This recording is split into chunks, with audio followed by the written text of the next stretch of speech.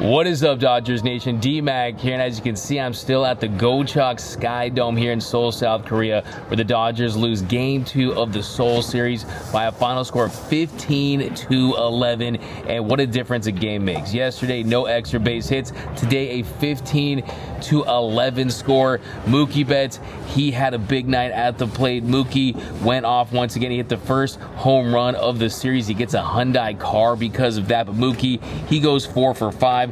Will Smith, he goes 4 for 6. Ohtani 1 for 5. Freddie 1 for 4. Jason Hayward goes 2 for 5, and Lux goes 2 for 5. Muncy goes 2 for 6. But really, the story of tonight's game is Yoshinobu Yamamoto in his Dodgers debut, in his big league debut. First action in the show here in Seoul, South Korea, and it just wasn't a good night. He pitched very poorly by his standards. He ends up going 1 inning. He allowed 5 runs on 4 hits, had 2 strikeouts and 1 walk through 43 pitches. 43 pitches in that first inning, and that was it for him. Michael Grove came in the second inning, but he goes 43 pitches, just 2 for 9 on first pitch strikes. You saw a lot of hard contact. Just look at that inning. It started off with a single, then a hit by a pitch. He hits Fernando Tatis Jr. That was a loud thump for that pitch, and then gives up the triple, gives up a walk, a sac fly, a wild pitch, a strikeout, then a double, then a single, then a strikeout. So you look at that inning as a whole, he just did not have that pristine command that made him one of the best pitchers in the world, really. I mean, the best pitcher in the NPB.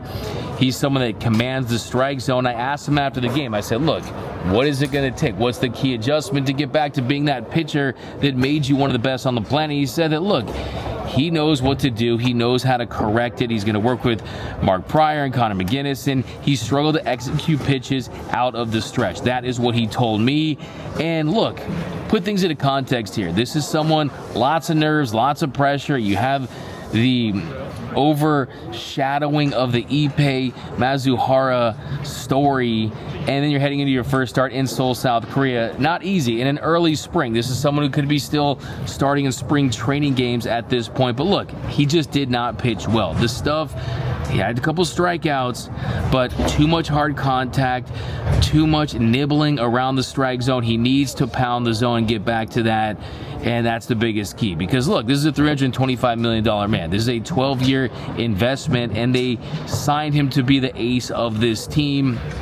Not just for the next couple years, but for a long time, for over a decade. Him along with Tyler Glass now and others in this rotation. But yeah, look, I don't think that you can look too much into this. I think you need to see a larger sample size to truly assess and evaluate how good of a pitcher Yamamoto is and what he's capable of this season. I saw people freaking out. Okay, I have to go out there and sign a Jordan Montgomery. Look, you can never have enough pitching, but I think you have to give this some time, allow him to make the key adjustments. I mean, if you want to spin a positive on it, you can look at the fact that, yeah, he is still striking guys out there when he's on the mound. But, I mean, that's just a bad night. I mean, look at the other side, too. I mean, save for Glass now, he pretty much pitched the best of these starters. I mean, Joe Musgrove, he had a 5-0 lead, a 9-2 lead, and he couldn't finish the third inning.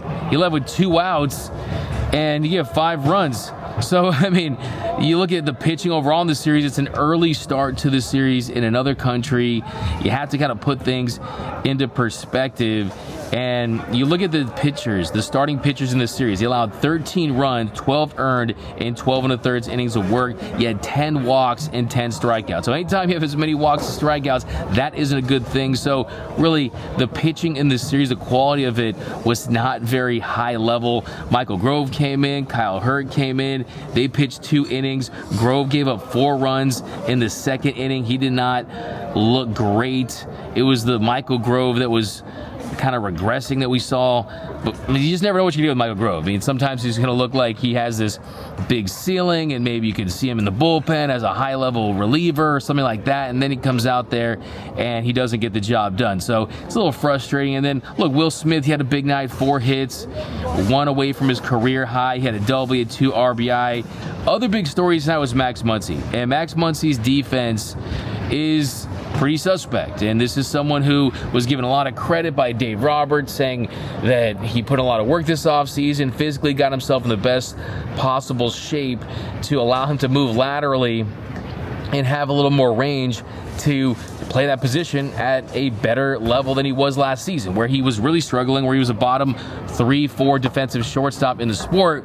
Where Muncy, he gets charged with 2 errors, and the last one came with 2 outs there in the 7th inning with the bases loaded, and he wasn't able to field a ground ball that would have kept that inning scoreless.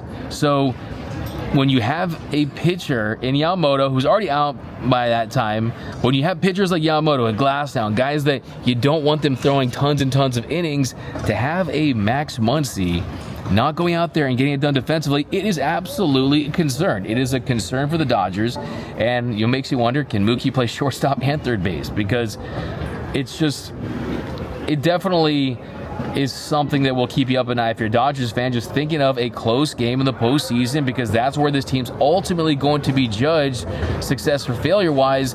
If you have a third baseman that you can't trust in those situations, and you have a shortstop in Mookie Betts who hasn't played that position on an everyday level for a long, long time. And another big takeaway about this game was that the ball just was not flying like we typically see it fly at a major league stadium. There were a couple fly balls that Shohei hit to right center that would have been home runs in other ballparks. They stayed in the yard.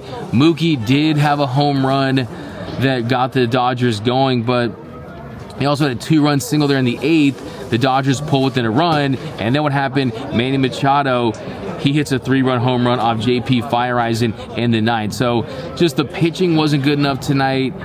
Runners in scoring position, left some men on base with Max Muncy, and I think for me, this team, it was a tough game. It was a tough game and a tough day. I mean, the expectations for Yamamoto were through the roof, and then you have the cloud of Ippei Mizuhara, which we're going to talk a lot about that. I mean, Ippei, I see people, maybe he had the over in this one, that kind of stuff. No, look, let's be serious here.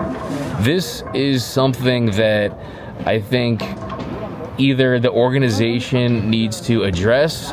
The reporters in the clubhouse after the game, and Ohtani, he was ushered out there by someone with the Dodgers PR, so he did not address the media. The first opportunity that we'll get to talk to Shohei will be during the Freeway Series. We'll see what he has to say, because, look, when we look back at this series and you kind of try to remember it, that's the first thing that's going to pop into your mind now. As great as this was, as historic as this was, the first regular season game ever from the major league level here in Seoul, South Korea.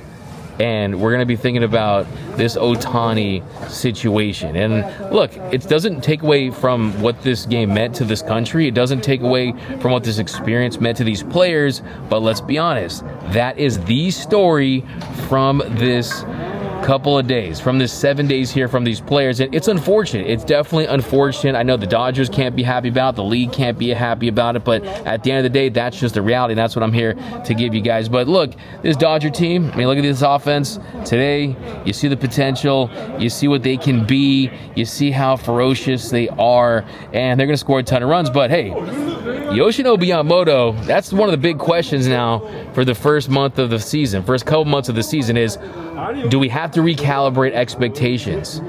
Is he going to be an ace-level pitcher this year, or are we going to have to allow for a longer adjustment period? Remember, the ball is smaller in the NPB. It's tackier in the NPB. The mound's a little different. The scheduling is a little different. So are we going to have to allow a little bit longer of an adjustment period where he's 25 and you have him under contract for a long, long time? Maybe you can do that, but this team is win now. You saw Mookie Betts tonight. He's in his prime. You saw Will Smith tonight have 4 hits. He's under 2 more years of team control. This team needs to win this year. So if they feel like they need to get another starting pitcher, Jordan Montgomery, do they explore that? Talk to some people around here. They were definitely interested in Blake Snell. Okay, so that tells me something. But we're going to talk about this tomorrow. But hey, Dodgers, they get the split. They're coming back home. It's time for Dodger baseball in Seoul, South Korea. If you haven't been here, this place is fantastic. Let me tell you this. These people love baseball. And you can feel with the fans, you can feel with the players, and I think that's really my biggest takeaway is this country is a baseball-obsessed country, and just having the Dodgers here meant so much. Not just baseball, but the Dodgers specifically, because of just how big of a franchise, how big their brand is in the name cachet, and then you add Shohei Ohtani. I mean, I talked to so many fans here from Korea, and they said that it's very surprising, it's extremely unique that Shohei Ohtani, they told me, is more popular here than Ha-Seong Kim.